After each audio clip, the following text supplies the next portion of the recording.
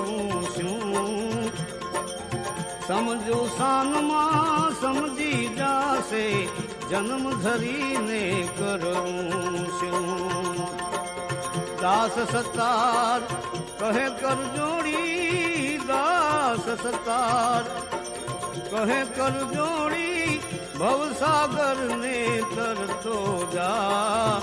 સેવક બનીને સેવા કરજે, ધ્યાન ધણીનું ધરતો જા.